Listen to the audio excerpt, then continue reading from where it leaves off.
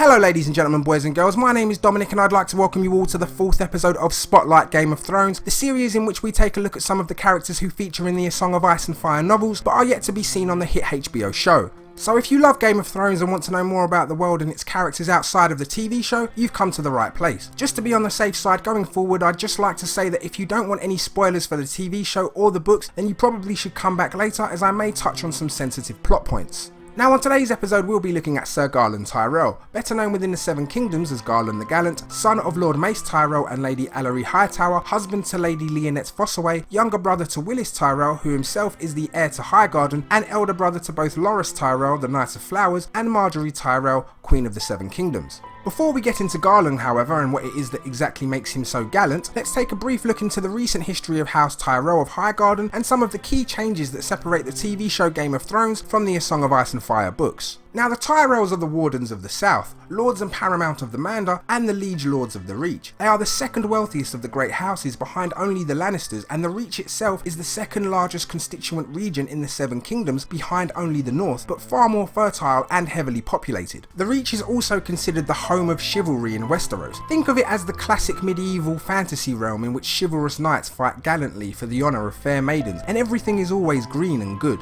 The history of the Reach and its rule is actually really interesting, with the Tyrells only coming into power with the arrival of Aegon the Conqueror and his dragons, but that's a story for a different time. The Tyrells rule from the picturesque castle of Highgarden. Their sigil is a golden rose on a green field, and their words are growing strong. Now one of the big differences between Game of Thrones the TV show and the A Song of Ice and Fire novels is that in the show, Sir Loras Tyrell the Knight of Flowers is shown to be the heir to Highgarden and the only son of Lord Mace Tyrell. This of course makes Cersei's actions in the final episode of season 6 all the more deplorable, as she really is eradicating one of the great families of Westeros. However, in the novels, Sir Loras Tyrell is the youngest of 3 brothers, and even if he weren't, in the books he is also a member of the Kingsguard, meaning he can hold no lands and father no children. The true heir to Highgarden is Willis Tyrell, and the brother between them is who we're talking about today, Garlan the Gallant, a moniker bestowed upon him by his elder brother Willis. Now Sir Garlan Tyrell is pretty much the stereotypical chivalrous knight. He was born in 277 AC at Highgarden to Lord Mace Tyrell and Lady Ellery Hightower. He is described as being similar in appearance to his younger, more famous brother Loras, but taller, more broadly built, has a beard, and though his face was comely enough, he lacked Sir Loras's startling beauty. As a child he was a plump boy, and his elder brother wisely named him the Gallant in order to save him from a less flattering title such as their uncle's Garth the Gross. Sir Garlan Tyrell is described as being an incredible swordsman. His younger brother Loras says of Garland's prowess, Garlan often trains against 3 men or even 4. In battle it is seldom 1 against 1, he says, so he likes to be prepared. He is a great knight, a better sword than me in truth, though I'm the better lance.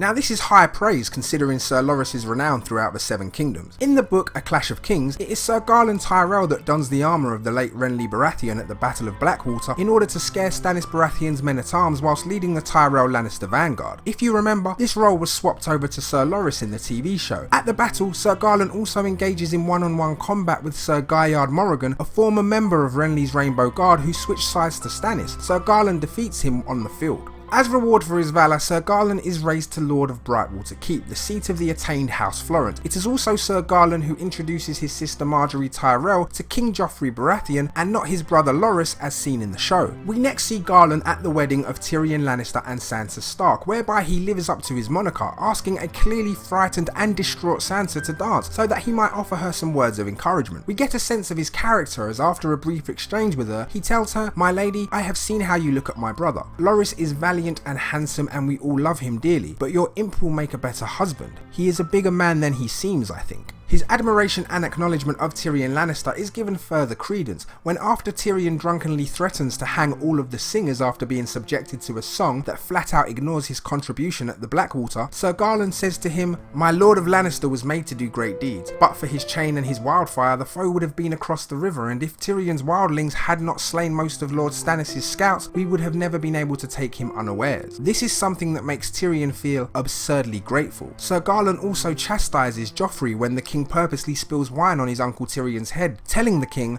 "That was ill done, your grace." Even so, he does try unsuccessfully to save Joffrey when the king begins to choke on his wine. Sir Garlan eventually ends up bringing half the Tyrell strength back to the Reach in order to press his claim on Brightwater Keep against the Florents, who fought for Stannis Baratheon. However, as he is preparing to take the keep, news of Euron's Ironborn raid against the Shield Islands reaches him, and he begins to gather men across the Reach to retake them. That's the last we hear of Sir Garlan at this point in the story. After Marjorie is imprisoned by the Faith Militant, she tells Cersei that she would want Garland to represent her in a trial by combat. However, Cersei tells her that as she is queen, she must have a member of the Kingsguard represent her, despite the fact that the order is a pale reflection of its former glory. Sir Garlan Tyrell is an interesting one, as he seems to be a genuinely good and decent soul in a world where such people are few and far between. I really do hope that we get to see a lot more of the character going forwards, and here's hoping that he'll teach the Ironborn some lessons come the winds of winter.